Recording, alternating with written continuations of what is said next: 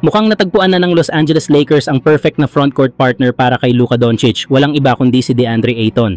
Ayon sa ulat ni Dan Woike ng The Athletic, sabik si Luka na makasama ang dating Suns big man lalo na't may history na sila bilang magkasama noong draft preparation days at pareho silang nasa ilalim ng WME agency ni Bill Duffy. Ang dahilan sa excitement ni Luka ay malinaw, nakita na niya kung paano naging epektibo si Ayton bilang rim-running big man noong 2021 NBA Finals run ng Phoenix Suns. Sa playoff run na yon, nag-average si Ayton ng 15.8 points at 11.8 rebounds habang ginagamit ang athleticism niya sa pick-and-roll setup kasama sina Chris Paul at Devin Booker. Sa kanyang panahon sa Dallas, pinakita na rin ni Luka kung paano siya magpalabas ng potensyal ng mga athletic bigs tulad ni Daniel Gafford at Derek Lively II. Maging sa Lakers last season, naging standout si Jackson Hayes kapag siya ang kasama ni Luka sa floor. Ngayon na si DeAndre Ayton na ang nasa tabi niya, may tsansa ang Lakers na makakita ng upgraded version ng dating number 1 pick. Kung tututok si Ayton sa papel bilang finisher at rim protector, kayang-kaya ni Luka at LeBron na itulak siya sa pinakamagandang season ng kanyang career. Luka at Ayton sa Lakers. Malalim, malakas at posibleng pamatay na kombinasyon sa West. Samantala, mukhang nakalimutan na ng maraming Lakers fans na meron pa palang isang stretch big man sa kanilang roster na pwedeng maglaro sa parehong forward at center position. At ito nga ay si Maxi Kleber. Sa estilo ng kanyang laro, marami ang nagsasabing mala Al Horford din ito kung gumalaw sa court. May depensa, may shooting sa labas at may tamang posisyon sa rotation. Bagamat hindi pa kasing tindi ng impact ni Horford sa kabuuan ng kanyang karera, si Kleber ay may dalang versatility na tiyak na magagamit ng Lakers sa paparating na season. Matatanda ang nakuha ng Lakers si Maxi Kleber noong February bilang bahagi ng trade na nagdala rin kay Luka Doncic sa Los Angeles. Ngunit sa kasamaang palad, hindi siya agad nakapaglaro dahil sa kanyang injury. Naoperahan siya sa paa noong January at napilitang magpahinga sa natitirang bahagi ng regular season.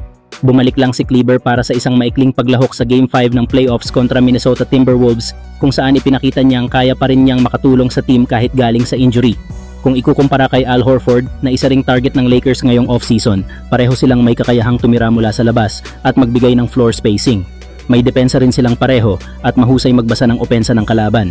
Ngunit sa kabila ng pagkakapareho nila sa playing style, malinaw pa rin ang kaibahan. Si Horford ay isang one-time NBA champion at kilalang veterano sa playoffs na maraming beses nang napatunayang clutch performer sa big stage. Pero mas magiging maganda rin para sa Lakers kung makukuha nila si Al Horford bilang backup center ni DeAndre Ayton kasama si Jackson Hayes. Sa ganitong setup, maaaring gamitin ni Coach JJ Redick ang Twin Tower lineup kung kinakailangan depende sa matchup. Samantala, si Kleber ay pwede ring ilagay sa power forward position, lalo na kung bumalik na siya sa 100% kondisyon sa susunod na season. Kaya't masasabi nating solid ang magiging frontcourt ng Lakers sa pangunguna ni Ayton at Kleber, isang kombinasyong may balance sa defense, shooting at experience. Samantala, maganda ang ipinakita ni Cole Swider para sa Lakers sa Summer League game nila kontra sa Golden State Warriors kahit natalo ang koponan sa score na 84-89. Nagpakitang gilas ang 6'9" forward sa opensa matapos magtala ng 24 points, kabilang na ang 6 out of 8 shooting sa 3-pointers na nagpukaw ng atensyon ng mga fans. Ipinamalas niya ang shooting touch na naging dahilan kung bakit naniniwala pa rin ang ilan na may potensyal pa siyang magtagal sa NBA kung mabibigyan lang ng tamang pagkakataon at development. Si Swider ay 26 years old at dating undrafted free agent na kinuha ng Los Angeles Lakers noong 2022. Pinirmahan siya sa isang Exhibit 10 contract na kalaunan ay na-convert sa two-way deal kaya't naging bahagi siya ng Lakers at ng kanilang G-League team, ang South Bay Lakers. Matapos ang isang season, na-wave si Swider ng Lakers at mula noon ay nagpalipat-lipat siya ng koponan, kabilang na ang Miami Heat, Toronto Raptors at Detroit Pistons, bago muling bumalik sa sistema ng Lakers sa pamamagitan ng kanilang G-League affiliate. Sa kanyang pagbabalik sa South Bay, unti-unti niyang nabawi ang tiwala ng koponan sa kanyang kakayahan. Ngayon, bahagi muli si Swider ng Summer League team ng Lakers para sa 2025 off-season, kung saan patuloy niyang pinapakita na karapat-dapat pa rin siyang bigyan ng pagkakataon sa NBA. Ang pangunahing sandata ni Cole Swider ay ang kanyang shooting. Bilang isang stretch forward, isa siya sa mga bihirang 6'9" players na may consistent 3-point shooting. Sa Summer League, pinakita niya ang kanyang catch-and-shoot ability, court spacing at basketball IQ. May sapat din siyang mobility para makapag-switch sa mas maliliit na bantay. Gayunpaman, may mga aspeto pa siyang kailangang i-improve, gaya ng kanyang lateral quickness sa depensa na nagiging hamon kapag pinipilit siyang i-switch sa mas mabilis na guards. Kailangan rin niyang paigtingin ang rebounding at on-ball defense upang makasabay sa physicality ng NBA.